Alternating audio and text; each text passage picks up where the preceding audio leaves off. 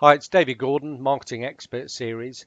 Today we are very, very lucky to have Aruna Bhalla, who is an alumni of De Montfort University and the Mark 3015 strategy marketing module, who is now at RBS and is having a great career. So again, I feel honoured to have her with us today. So Aruna, quick introduction about yourself and your career, and great to have you here. Thanks, David, and great to be here. Thank you for having me back. So yeah, as you mentioned, I'm now at TSB in the partnerships and business engagement team, working on lots of different things. I have actually got a slide that I can share just to give you a big background on my career to date, which I will share now. Fingers crossed this works. Let me know when that when you can see that. Okay, got it now. Brilliant, perfect. So we're going to slideshow mode. Cool. So yeah, so Aruna, I attended De Montfort back in 2011. Now time flies when you're having fun. I was there from 2011 to 2015, studying marketing and media communications. Some of the modules I studied within marketing were obviously strategic marketing, retail business, marketing research, introduction to marketing, and marketing information decision making. So lots of different modules there that really only now can I see really helped in my career moving forward. So I often thought to myself, when would I ever need this information when I was doing some of the modules or some of the lectures? But it's only when you leave and you start to work in your day-to-day role do you see the value that it's added. So really grateful for those modules. I did a placement year at UBS, so I was in the internal communications team. So that was my placement between second and third year. And fortunately, I graduated from De Montfort with a first class honours and 2 awards under my belt as well, which was quite nice, around Best BA for Marketing and Media and the IBM Innovation Prize for Strategic Marketing as well. So a really good few years at De Montfort. My career journey to date then, so following De Montfort, I left to, so I secured, fortunately I was able to secure a graduate scheme in my last year of university. And I joined the RBS graduate scheme, operations and services scheme it was then, which was a 2-year rotational program. And so I did 3 different stints. I did my first one in shared services, so really cool. I was working in the interior design team, looking after the branches for RBS. So I was fortunate enough to be given a credit card, and bearing in mind I was a graduate, I was like, this is your business credit card, go out and buy for a private lounge for RBS customers, different artwork and glassware that could help build out this BA airport style lounge. So that was my first project, which was amazing. And I thought every team was going to be as fun as this when I left that role. My second role was in payments. I was a strategic partnerships manager in payments, and my role there was involved in looking at all the different payment partners that we had, looking for rationalization opportunities, ways we could reduce cost, improve efficiency with those partners. And I did a full end-to-end review on lots of different partners, and then took that review back to the director of payments at the time and said, you know, this is the deep dive that we've done. So that was a really good rotation for me, because I was able to build on my relationship management skills, my stakeholder skills. I was talking to a lot of external and internal partners, so that was really good for that. And then my last rotation, which by far was the best in terms of my development and my insights into the business, was in the COO world, in the simplification team. So I was reporting directly into the COO, and I was given responsibility around implementing a productivity tool that operations teams could use to measure productivity. So the first thing was going out, speaking to bank-wide operation teams to understand how do they measure productivity today, and then having to, train them and implement this tool across the organization. And for that piece of work, I was actually able to go and present it back to the CEO of RBS at the time, Ross McEwen. So that was a brilliant opportunity because A, I was able to, speak to senior stakeholders right through from head of ops to the CEO. And B, I just got so much exposure and understanding of how operations works as a whole. That really helped me as I've now moved through my career. When I'm looking at partnerships today, I understand how the back office works, so it helps you when I'm having those conversations. So I really enjoyed my graduate scheme. I think it's, graduate schemes are great for just building that building block and that foundation of skills to make you a well-rounded individual. And whilst, I spent 6 to 9 months in each area, you can sometimes feel like, oh, you've just got into it and then you leave. But then in hindsight, when you look back, it's enough time to get a really good foundation in place to then help you build on your career. So very grateful for the graduate scheme. I then moved on to do 6 months in NatWest Markets, and this is their investment pillar, an arm of the bank. And to be brutally honest with you, it was in a conduct risk role, which was very compliance heavy, very Excel focused, and probably not fitting for my personality. But had I not done that, I wouldn't have known that role isn't the best for me. So grateful for the opportunity, but also quickly decided that wasn't really for me. And luckily at that time, the director at RBS, who was in payments, moved to join TSB and called me up and said, we've got a role here. You did a really good job in payments when you were with us for your grad scheme. Would you be interested in coming over to TSB and doing it here? So I joined TSB in 2018 in February as a payment strategy manager. And to be honest with you, I joined 2 months before they migrated off the Lloyds platform. And if anyone, if you type in TSB migration, you'll see A, that's now a swear word in the organisation, but B, that didn't go as planned as we wanted it to. So it was a crazy few months when I started, because I had to jump right into migration and all of those fun things of, business continuity, crisis management, and helping the organisation to move through. So I didn't get to do any innovation stuff or some of the fun stuff that I signed up for, but the amount of knowledge and exposure I got, I probably look back now and I'm grateful that we went through that, because it shapes you as a person.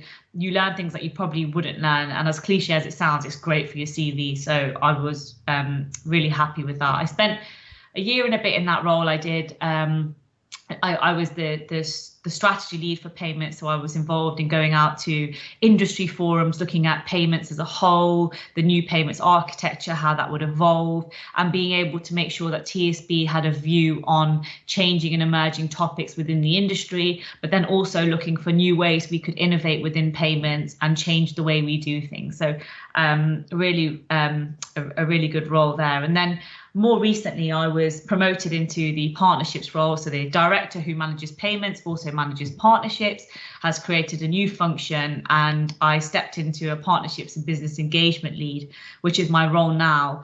And that it predominantly focuses on bringing in new partners, new fintechs, and helping them to deliver on better customer experiences for our customers, or looking for ways we can generate new income. So I'm involved in working with our products team, our business banking team, our COO and simplification team to understand what are their business problems and needs, and then how can we use partners to achieve them. So I really love that role. I think it's very fitting of my personality, and bringing in partners and getting their involvement and engagement across the organization, but then also being able to sell what they have back to the organization. So building business cases, and all of that fun stuff. So that's basically where I am today. Okay, yeah. Brilliant. Thank you very much. It's it's great to hear that you did your marketing and media degree, went on the grad scheme, and have moved around. And as I always used to say to students, and still say, it's important to know what you don't like doing as you do like doing. If you said you spent 6 months in something that you probably wouldn't go back to, it's only 6 Yeah. months, and you know now for the future. So that's great.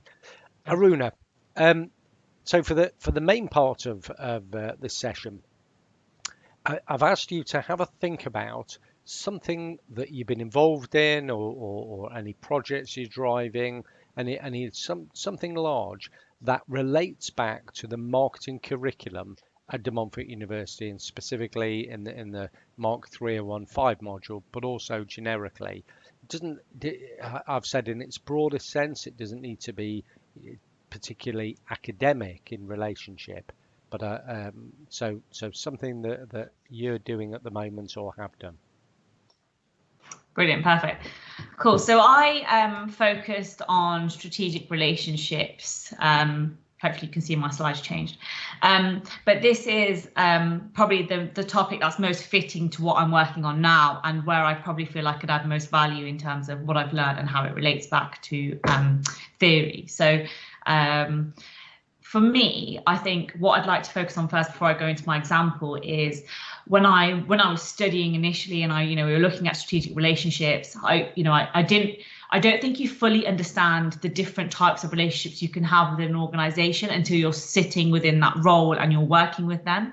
I really think, theory comes right into practice when you're live in a situation and you're having to deal with different types of stakeholders. And then you start to realize the importance of relationships and how critical it is to the success of what you're doing. So what I've tried to do here is just give a brief example of how strategic relationships, how I know it, how it compares to TSB. And I haven't covered every single one. I've just done some of the main ones. So for me, obviously, competitors relating to TSB would be our other mid-tier banks. So Tesco Bank, Virgin, Nationwide, CYBG. I haven't picked out here the big banks just because TSB we cannot be compared to, say, the likes of RBS, Lloyds and HSBC just because of our size and our footprint, footfall and footprint. We operate in a much smaller market in that sense. So our competitors can be slightly different.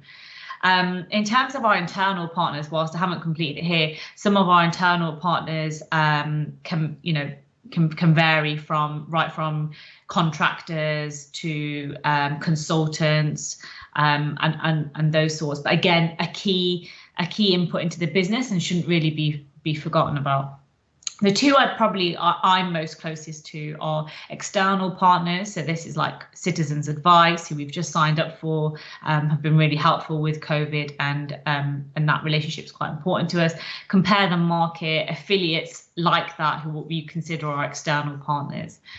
A strategic alliance for us is obviously when two companies come together and they to either diversify income, open a new revenue stream, open a new product together, or delivering on something completely different. And this is where I am currently working within a hybrid between strategic alliances and external partners. So some of our strategic alliances are Enterprise Nation. They're a partnership we partnered with to help our small business banking customers to get the right advice they need when they're setting up their bank. When they're setting up their business. And then Square, who are a payment acceptance provider, and I was involved here in building that relationship. So right through from we had a business problem or need that we needed to allow our business banking customers to accept card payments, but we had nobody who could do that. So Square became our strategic alliance in that sense, and now deliver on payment providing services to our business customers. So if you ever see the small, funky design little Square readers, they're essentially what they do.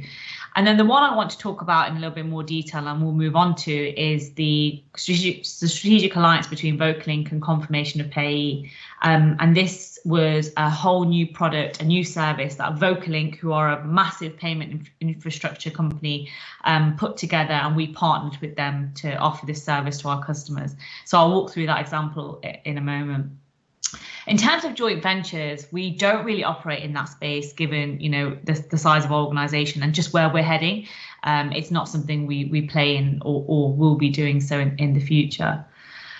Suppliers are really around, so First Data for our cards, for our customers. We've got Senox, who do like ATM supplies, Vocalink, or our payment infrastructures. And suppliers can range from the people who provide our stationery, who provide our paper, who provide us with our properties, our property management, our cleaning. All of that can fall into the supplier relationship. And usually that's managed by procurement and sourcing. And I think, sometimes it can be a little bit blurry between what I do in partnerships versus what they do. But I think what's really key is that we focus on the partners. I like to say the fun partners, but I don't want to offend anyone who wants to go into procurement. But we focus on the partners that are helping us to improve customer experiences or generate new income or help us to solve a business problem or need, whether it's simplification or cost reduction. Whereas suppliers, I think you just manage on a day-to-day basis. They're providing you with a service. Partnerships, I think you build the product together. And then the end user customers are really our TSB customers, so who essentially will see the product, but also the TSB partners as well, because I think some partners could be offering a service to us. So we've partnered with Mind, who are not included on here, but are a mental health organisation that's really been helping our TSB partners during the pandemic as well. So I think it's quite important that the end customers aren't always just the TSB customers; they're also the staff as well, which I think are also just as important. So that's really just tying into some theory around, bringing this diagram to life. Is what are some of the key examples when we talk about strategic relationships?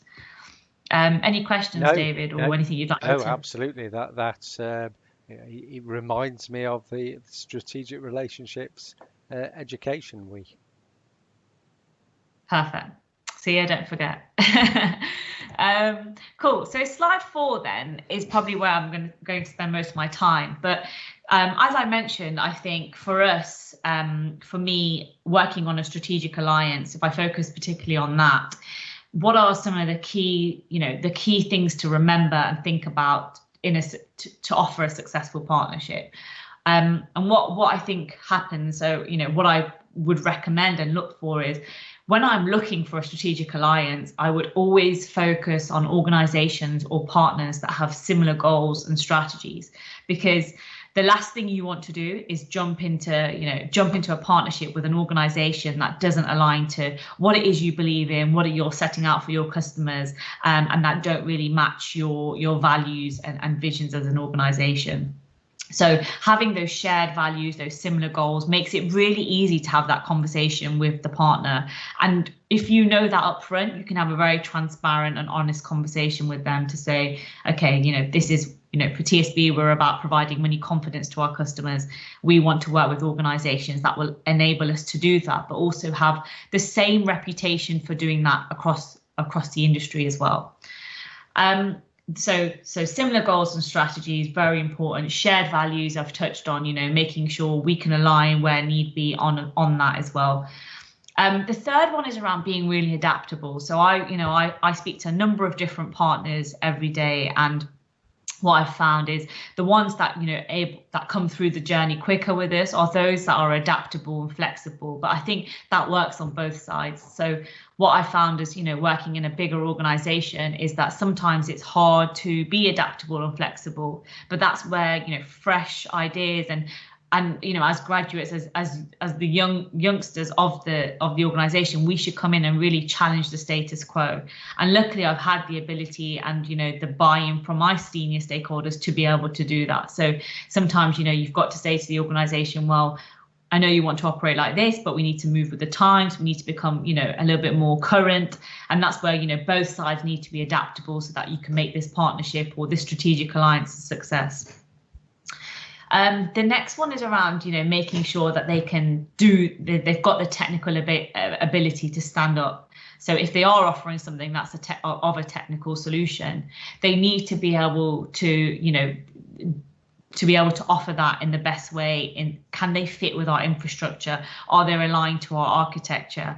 And this stuff is really important because it's something that's often overlooked because it's for the tech teams, they can decide, but it's often a game changer as well, because I talk for TSB, which is a lot smaller in its size, but bigger organizations like RBS or Lloyd's have legacy systems, and they're working, they find it really hard to be able to stand up their ability by themselves. So they look for partners that are able to do that, but some partners can't integrate with their platforms and their systems. So it's really important that you do that rigor and discipline to ensure that they can stand up in your environment and they can integrate with you correctly and safely as well. And the last point, I think, which is really important in terms of, looking for a strategic alliance, looking for a successful partner, is the due diligence part. And this is something I've worked really closely on in the next example, but this is making sure that a partner can, pass the relevant due diligence. So what I mean by that is, can they stand up financially? So we do financial due diligence reports on them. Have they got a right reputation? Are there any PEPs? Are there any sanctions? Have they got fined before? Because this sort of stuff is so important, and it's often you don't realize this until you get further and further down the line. But if you do it up front, you can either discount them or move them along in the process quicker. So I think having all of that due diligence and rigor and discipline to make sure that they're the right fit for your organization is really important when you're finding a strategic alliance. So if I go back to some of my examples of Square and Enterprise Nation, we had to make sure that those guys ticked all these boxes. So they had similar goals and strategies to what TSB wanting to offer to their business banking customers. They were adaptable, so they worked with our timelines, we worked with their timelines. Square are a predominantly US based company, so they had rules and legislation that they had to follow there. So we had to be adaptable on both sides. In terms of the technical stand-up, there was no technical integration with Square, so we were lucky in that sense. But with other ones, especially the Vocalink one that I talk about, I will be talking about that's very important. But the due diligence part, Enterprise Nation and Square, we had to make sure that they ticked all of those boxes. And while sometimes that can be a long and enduring process, it's only when you go through it do you see the value add that it has. It can save a hell of a lot of time when you're trying to bring a partner on board, by doing that stuff up front. So that's some of the key things that I would say are quite critical for us forming a strategic alliance. The example I wanted to talk about today, and I'll go through all the different steps that we went through in bringing them on board, is the confirmation of pay example. And I'm hoping some of you might know about this, but this has been rolled out. So this was a mandatory thing for the big CMA 9 banks. So when I talk about RBS, Lloyds, HSBC, Santander, Nationwide, they were asked by the FCA and the PSRs, the Payments System Regulator, to implement confirmation of payee. And essentially what confirmation of payee is when you go to set up a new payee, and you guys probably can try this now because it's live for those banks. If it's a new payee, you have to put in their name, which is the name that they have on their bank account, the sort code and account number, and it will essentially send a message to that bank and check that the name matches on the account. So to avoid fraud and to avoid inception of we've seen a lot of authorized push payment fraud where a fraudster might ring you up and say, hey, transfer me some money, I'm your bank, but it's not really them.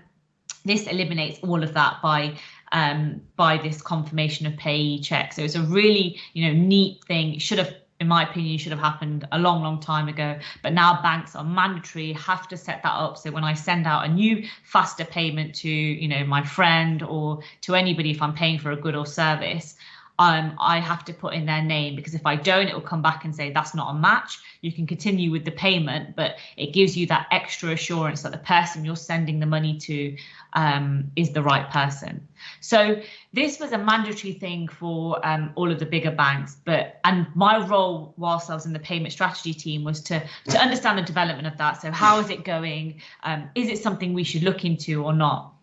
And collectively, the first thing I did was, in this process, is I went to understand, okay, what exactly is the solution? Would it work for TSB? Should we be enrolling into it? It's not mandatory, so we didn't need to because we're not part of the big banks.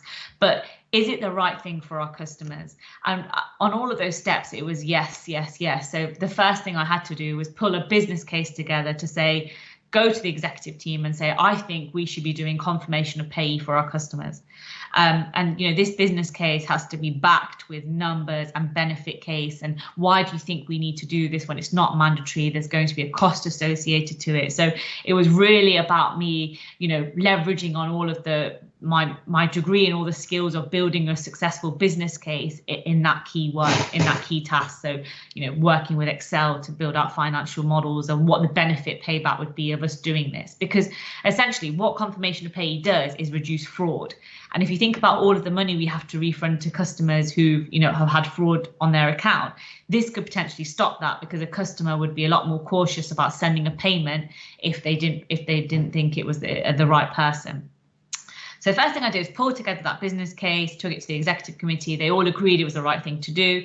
And that's when I kickstarted this partnership process. And this was, there were 5 steps that I have on the screen here. So the first thing was around discovery and prospecting. And this is where I leveraged all of my key stakeholder skills that I'd learned from, my various different roles on my graduate scheme, from being in payments, is look outside and look at all the different partners or services that could offer us this confirmation of payee solution, because we immediately discounted that we probably couldn't build this in-house ourselves and that it wouldn't be worthy of us doing, because whilst we didn't need to adhere to the timelines of the mandatory banks, we still wanted to be one of the first banks that weren't mandatory to do it. So my first role was going out and having a look at all the different partners that could offer this service.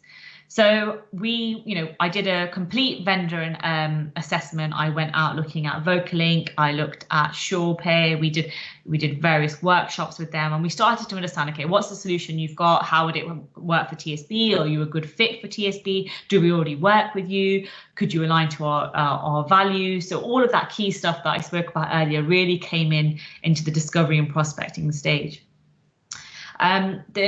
The next stage, which I think, I've spent a lot of time on building out this process within TSB, is this qualification acceptance stage. So this is where we say, okay, in the discovery and prospecting stage, we have 10 respective partners that we think we should take through to the next stage.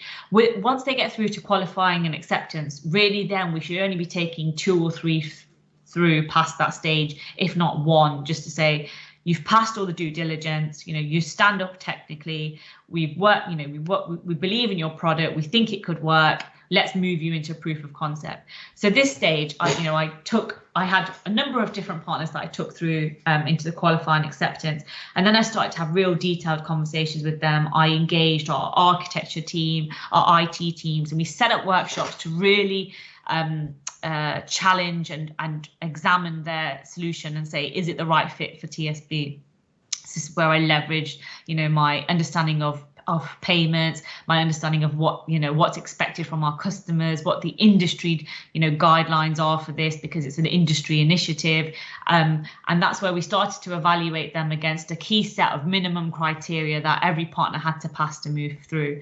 At this stage, then Vocalink were the only ones that were able to pass through that stage. And it quickly became clear that they were the right fit for TSB. We already work with them because all of our payments data goes through their infrastructure and out to the schemes. So when you make a payment through Faster Payment TSB, it goes through Vocalink and then out to Faster Payment Scheme. So with all those things in mind, we started to realize, okay, they could be the best person to provide the solution for us.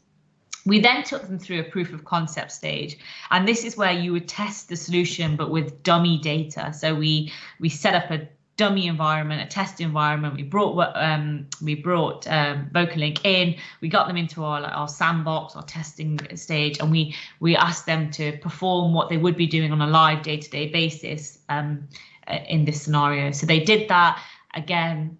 Really showed their commitment, really showed their ability to do this in a great way, in a fast way, in a safe and compliant way. And so they passed the proof of concept stage.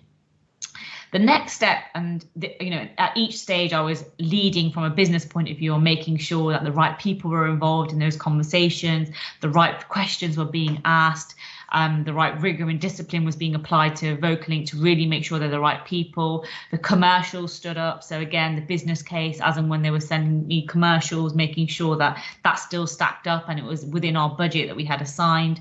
So all of those things are really important and need to be kept in mind at those key stages.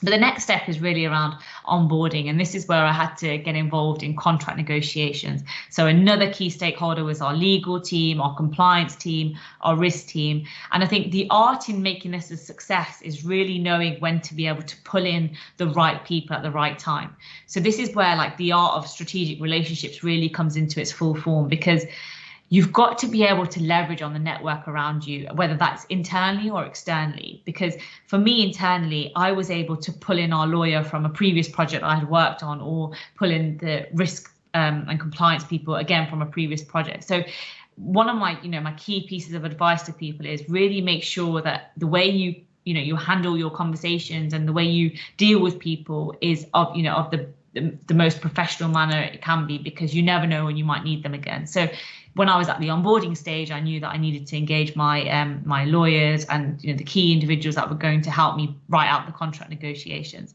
So that all started, and we got to a good stage where we got to under a little bit of a time pressure, because with all of these things, you've got, the executive committee wanting to make an announcement, wanting to announce the partnership. But with that, you need to make sure all the legalities are done, the signing of the contracts done, the compliance is in place, the due diligence is done, and all of that stuff takes time. And, another thing that I'd make really clear is when you're working in a big organization, there's lots of different processes. It's very governance heavy, and you have to be prepared to get through those hoops. And there's always going to be challenges and setbacks. So we got to onboarding, and we had the contract signed, and literally within a few days, the contract signed, and an announcement was made that TSB was going to partner with Vocalink for confirmation of payee. So we're kind of at the stage now where we're still building out the solution. We're going to go live hopefully by the end of the year. I've now moved on to another project, just because that's now with the project team. It's now being implemented with change, and that avenue of stuff is happening.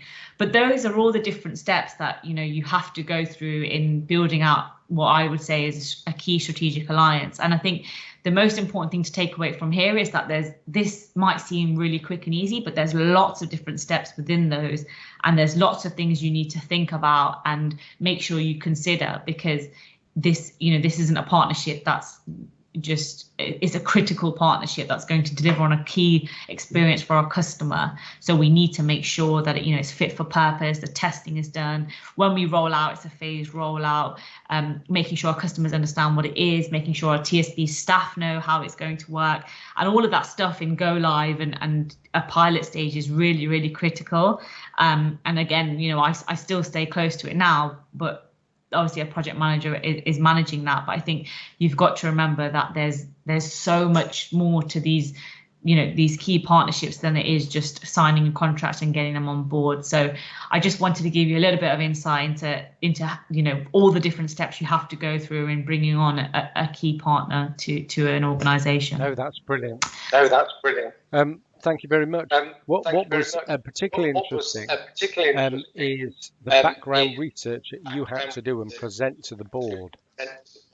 Yeah. And I try and emphasize that with graduates or with third-year students now, that any decision you make in marketing, whether it be more operational and generally commercial, or it be creative and maybe campaign focused, the budget holders in the business need to be absolutely confident that this is the right decision and that you've done the background research. I wonder if you could elaborate on that anymore, unpack that. Yeah, absolutely. So that was a massive piece of work in itself. It was, absolutely making sure your numbers stack up is the main thing, because if your numbers don't stack up, or if you've missed something, that's a key thing, you absolutely will lose the confidence in your exco immediately, and that will have a detriment effect on, going forward. That's not to be said that mistakes can happen. You don't need to know everything, but I think you need to make sure that you've checked your numbers, it stacks up, there's a real business case for doing something, because, it's going to be hard to get the cash unless it doesn't stack up. So for me, that key task took me about 2-3 months in itself, and it was, building out a finessed Word document that explained the key benefits. Why now? Why not later? Why should we do this when it's not mandatory? All of those key questions, really challenge why you need to do this at this time with the intention. But then if there are commercials involved, you need to make sure you've got that, in the best format you can. So my piece of advice, with anything is there's always going to be a budget assigned, or you're always going to get signed off on a business case, is really brush up on those skills of articulating a business case very well and having the confidence in it, because you have to have confidence in your product, and then B, making sure the numbers stack up, and don't be afraid to ask for help. I mean, when I say business case in Excel, I squirm because I don't like numbers. But that's not being said, I didn't leverage my finance team. I didn't ask for a financial planner within the organization to help me. That's what they're there for. So leverage them, but never rush that process, because that's the key step to making it a success. Otherwise, the whole project can be put on hold or isn't going to happen. Brilliant. Thank you very much for that. Lastly, Aruna, I wanted to ask, have you got any general guidance, hints, tips for final year and postgrad students who will be looking for jobs in a few months' time?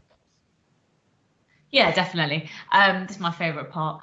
I think for me, if I look back now, and I've got, brothers and sisters who've been in the same situation, and they've asked me for tips on, what's the best way to do it. I think there's a couple of things, right? So the first is really research the company. I had a lot of friends, and I was even guilty of this. It's just, I need to find a job. I need to apply to every single organization out there. And I don't think that's the right route. I think you should be very mindful of the organization you join, because you've got to be able to resonate with their values and their vision and, what it is they're setting out to achieve. Because the worst thing you can do is join an organization where you think, oh, I hate being here. I don't believe in what they're doing. I don't even believe in their product. And, become stuck in a rut. You guys are young. You've got, your whole career ahead of you. Be really mindful of that. You've worked through this, a really tough degree. So don't just run to a job for the sake of it. And I get there's pressures to find a job, but, looking back now, I think I would never have gone and just done a whole, I'm going to apply for any type of job. Luckily, I fell into a bucket where, I actually really enjoy what I'm doing. But I've seen some of my friends and some previous students just end up, job hopping and being in organizations where they're not really happy. So have a look at their website, speak to people who work there, and see, does this place really resonate with me? Can I see myself here in 5 years? So I think that's the first. The second is be prepared. I remember all the SHL mock tests. I absolutely hated them, but the assessment prep, all of that stuff, be prepared for that. There's never enough tests you can do. There's never enough logical, numerical tests that you can do. They only help. And I think that was the reason why I was able to get to where I got to, is because I did those practice tests. I understood what some of the questions were. I had, the generic interview type questions. I prepared answers for them. I would look at them every day. If I was going for an interview, I made sure I read up on the organization and tailored those responses. But you can never do enough prep. And whilst you think, oh, it's fine, I'll wing it on the day, that always shines through. So, being prepared, thinking your answers through, taking your time to respond when they're asking you a question, is really important. And I know with graduate schemes and roles, there's a lot of assessments and pre-work. And I found, for me, one of my key successes was doing a mini report on the organization, just to show, your commitment, your reasoning for joining just sets you apart from everyone else. Not many people will have thought about that on that level. So always think outside the box is a really key thing. My third, everyone hears this, tailor your CV to suit the role. Don't just send out a generic CV. I cannot stress this enough, and I will still do this if I look to apply for future jobs. Make sure your CV is tailored. People can see through a generic CV that has zero thought put into it. Tailor it, call out parts of your modules or your degrees where, it adds value. You can be specific in your examples. your CV isn't about getting every single thing on there that you've done. It's about calling out the main achievements, the main things that you're proud of, things that can really add value to that organization that you're applying for. So, I made so many mistakes in the past of putting every single item of things I've done onto my CV and making it 7 or 8 pages long. Wrong idea. Now, it's just about short, clear, concise examples that really allow the recruiter or the organization to see how you'd fit with them. So tailor it, be specific, and don't feel you need to cram everything in. As they say, recruiters only spend 30 seconds on your CV. So be really, really clear. And then the last thing I think is be yourself. This is cliche, but it's so important, because I found you could have 10 A stars on your CV, and you can walk into a room, but it's the personality and the organization fit that will shine through. So let your personality come through. Hiring managers and those those people recruiting, they want to see if they can work with you. They want to make sure you're a right fit, and you've got the right ability, and you're someone they can have a laugh with and get on with. Remember, we're all human. We all are going to work with each other. So I think, if anything, personality comes through. I didn't have the most amazing A levels or the best GCSEs, but to be honest, I never ever felt that either, because I was able to, bring in my personality and show them that whilst I might not have complete 10 A stars or a gleaming academic record, I have the soft skills and the personality that I think is so important as well. So it's always that hybrid between the two, and let it come through. That's your personality. That's who you are. Don't be afraid of that. That's what they want to see. So be natural, be yourself, crack a joke, obviously in the right time. But I think letting your personality come through is more important than some people think. So Brilliant. that's my key tips. Brilliant. Thank you very much. I don't know if you wanted to unshare your screen to. Oh, perfect. Thanks. Yeah, will do. Okay, brilliant. Aruna, that's been fantastic. And I know there's a number of areas that you've covered that I have year after year students asking me about. So what's for the future for you for the next couple of years, do you think, without giving any secrets away corporately? So that's a tough question. I think for me, it's really building on the next level of my career, which is, moving into more senior management roles, taking on a team. So I've recently hired a graduate into my team. So it's been great for me to now, what I've learned in my previous years be applied to that graduate and build out my own team. So I think it's more about moving from like a doer and doing all of the work to now leading and delegating and becoming a little bit more responsible in the leadership side of stuff. So that for me is a key, a key next step that I'm looking forward to. And what was it for the graduate that you've taken on that really won it for you? I think it was his enthusiasm. He didn't know the answers to everything, but that the whole personality count things just came through. He was so enthusiastic. He had the right energy, the right attitude. And I've always found that, you can train technical knowledge and all of that, but you can't train attitude and enthusiasm. And the willingness to learn, he was so into, I want to learn this, I want to do new things. This is outside my comfort zone. It was just a tick for me. Brilliant. That's fantastic. Aruna, Bhalla, absolute pleasure having you on the Marketing Expert series. Thank you so much for that. Yes, we'll be in touch. Thank you very much. Brilliant. Thank you.